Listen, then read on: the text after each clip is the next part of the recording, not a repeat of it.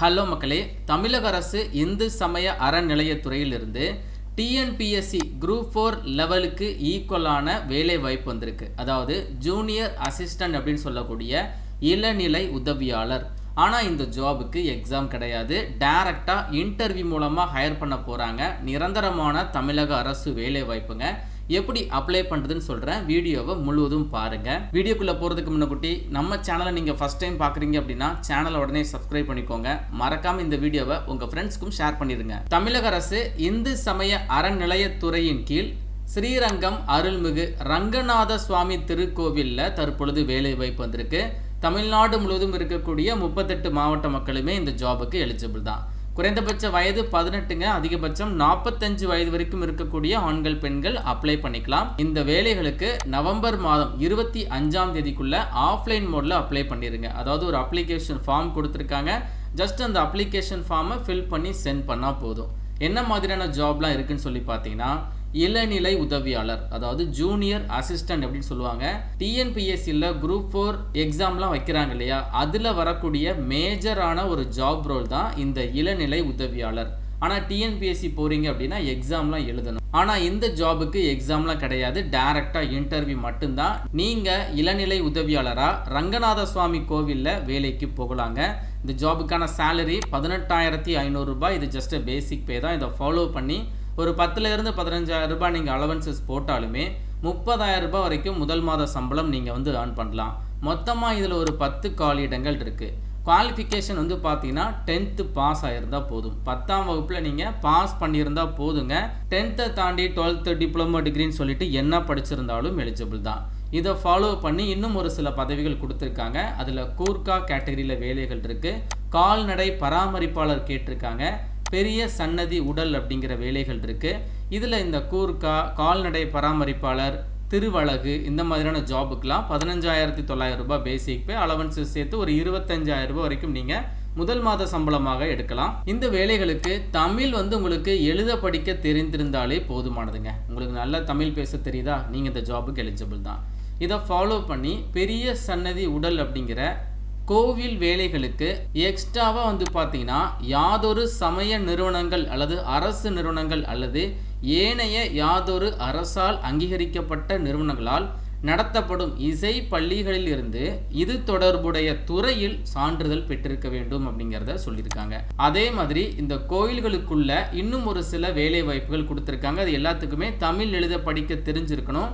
சமய நிறுவனங்கள் மூலமாக நீங்கள் அடிஷ்னலாக சில சான்றிதழ்கள் பெற்றிருக்கணும். அந்த ஜாப் ரிலேட்டடாக நீங்கள் சான்றிதழ்கள் பெற்றிருந்தால் மட்டுமே இந்த குறிப்பிட்ட சில ஜாபுக்கு அப்ளை பண்ண முடியும். அதற்கப்புறம் பார்த்தீங்கன்னா சலவையாளர் அப்படிங்கிற வேலைகள் இருக்குது. 11,000 ரூபாய் பேசிக் பே. இந்த ஜாபுக்கு தமிழ் எழுத படிக்க தெரிந்தாலே போதுமானது. அதே மாதிரி கூட்டுபவர்லேயே பார்த்தீங்கன்னா உப கோயிலில் வேலைகள் இருக்குது.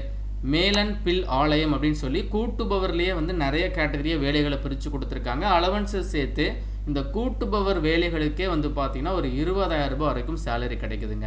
மொத்தமாக ஒரு 14 விதமான பதவிகள் வந்திருக்கு. இந்த ஜாபுக்கு ஆஃப்லைன் மோட் அப்ளிகேஷன் தான். இந்த நோட்டிஃபிகேஷன் எண்டில் ஒரு அப்ளிகேஷன் ஃபார்ம் கொடுத்துருக்காங்க. அந்த அப்ளிகேஷன் ஃபார்மை ஃபில் பண்ணி இணை ஆணையர் செயல் அலுவலர் அருள்மிகு ரங்கநாத சுவாமி திருக்கோவில் ஸ்ரீரங்கம் திருச்சி அப்படிங்கிற இந்த அட்ரஸ்க்கு நீங்கள் சென்ட் பண்ணி கொடுக்கணும் அப்படிங்கிறத சொல்லியிருக்காங்க.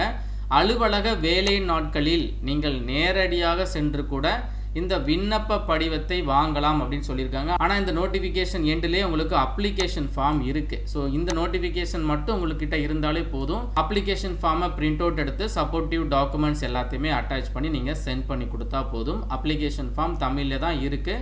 தெளிவாக நீங்கள் தமிழ்லேயே ஃபில் பண்ணிடுங்க. பேசிக்கான இன்ஃபர்மேஷன் அதை ஃபாலோ பண்ணி என்ன ஜாபுக்கு அப்ளை பண்ணுறீங்களோ அது ரிலேட்டடான சில சான்றிதழ்கள் இணைக்க சொல்லியிருக்காங்க. உங்ககிட்ட என்ன மாதிரியான சான்றிதழ்கள்லாம் இருக்குதோ அது எல்லாத்தையுமே கண்டிப்பாக அட்டாச் பண்ணிடுங்க. ரொம்ப முக்கியமாக உடற்தகுதி சான்று அரசு மருத்துவரிடம் பெறப்பட வேண்டும். கவர்மெண்ட் ஹாஸ்பிட்டல் போயிட்டு உடற்தகுதி சான்றிதழை நீங்கள் வாங்கி அதையும் அட்டாச் பண்ணணும். நன்னடத்தை சான்று கேட்டிருக்காங்க. அண்ட் தென் முன் அனுபவம், அதாவது எக்ஸ்பீரியன்ஸ் இருக்குது அப்படின்னா அதனுடைய சான்று, இதர தகுதிகள் ஏதாச்சும் இருக்குது, ப்ரிஃபரன்ஸ் கோர விரும்புகிறீங்க அப்படின்னா அதனுடைய சான்று, இது எல்லாத்தையுமே நீங்கள் ஜெராக்ஸ் தான் வைக்கணும். சரிங்களா? என்ன மாதிரியான சான்றிதழ்லாம் வைக்கிறீங்களோ அதெல்லாம் டிக் பண்ணிடுங்க. உங்ககிட்ட சான்றிதழ் இவங்க கேட்டிருக்கக்கூடிய சான்றிதழ்களை இல்லை அப்படின்னா நீங்கள் ஜஸ்ட்டு நில் அப்படிங்கிறத மென்ஷன் பண்ணாலே போதுங்க. ஸோ இந்த இடத்துல நீங்கள் உங்களுடைய சைனை போட்டுருங்க, டேட்டை மென்ஷன் பண்ணிவிட்டு அப்ளிகேஷனை சென்ட் பண்ணி கொடுங்க. அப்ளிகேஷன் சென்ட் பண்ணுறதுக்கு முன்னக்கூட்டி இன்னும் ஒரு சில இன்ஸ்ட்ரக்ஷன் சொல்லிடுறேன், அதையும் தெளிவாக நீங்கள் பாருங்கள். நீங்களும் நோட்டிஃபிகேஷனை ஃபுல்லாக செக் பண்ணிடுங்க. இந்த ஜாபுக்கு தமிழ் நல்லா பேசி எழுத படிக்க தெரிஞ்சிருக்கணும். குறைந்தபட்சம் 18ங்க, அதிகபட்சம் 45 வயது வரைக்கும் அப்ளை பண்ணிக்கலாம். இந்து மதத்தை சேர்ந்தவராகவும் இறை நம்பிக்கை உடையவராகவும் இருக்க வேண்டும். மற்ற மதத்திலிருந்து இந்த ஜாபுக்கு, அதாவது கிறிஸ்டின் முஸ்லீம்ஸ்லாம் இருக்கிறவங்க இந்த ஜாபுக்கு நாட் எலிஜிபிள்.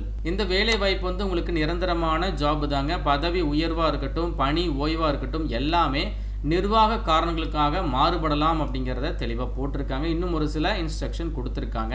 14 விதமான பதவிகள் இருக்குது. ஸோ அதில் நீங்கள் நிறைய ஜாபுக்கு குவாலிஃபையாக இருக்கிறீங்க அப்படின்னா தனித்தனியாக நீங்கள் அப்ளிகேஷனை சென்ட் பண்ணுங்க அப்படிங்கிறத போட்டிருக்காங்க.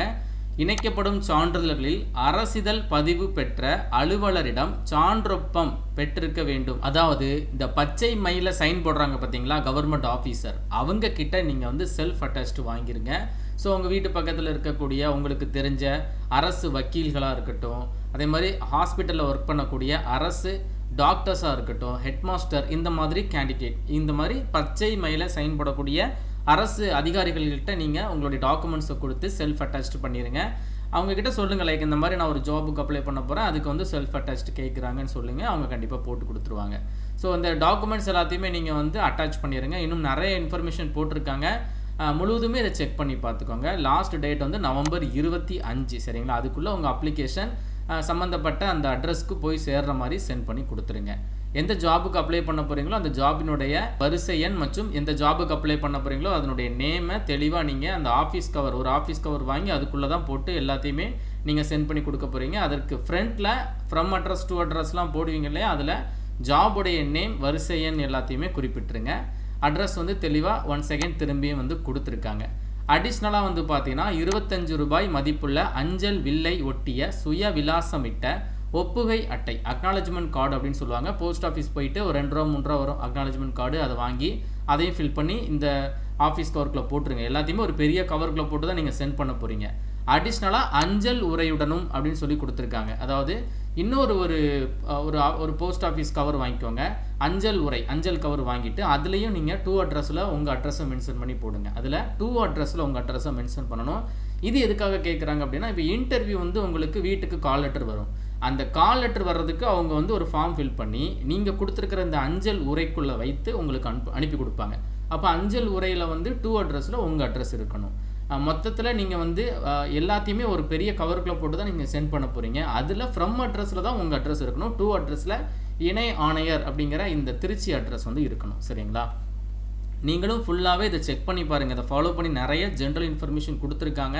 எல்லாத்தையுமே செக் பண்ணி பார்த்துட்டு இன்ட்ரெஸ்டட் எலிஜிபிள் பர்சன் இந்த ஒரு அப்ளிகேஷனை போடுங்க. நான் திரும்பியும் சொல்கிறேன், இது வந்து ஒரு டிஎன்பிஎஸ்சி குரூப் 4 லெவல் பேஸ் பண்ண ஜாப் வந்திருக்கு. இளநிலை உதவியாளர் வேலையெல்லாம் இருக்குது. மறக்காமல் அப்ளை பண்ணிடுங்க. உங்கள் ஃப்ரெண்ட்ஸ் எல்லாருக்கும் ஷேர் பண்ணி விட்டுருங்க. மேலும் ஒரு நல்ல வேலைவாய்ப்பு தகவலுடன் நான் உங்களை சந்திக்கிறேன். தேங்க்ஸ் ஃபார் வாட்சிங். See you. Bye.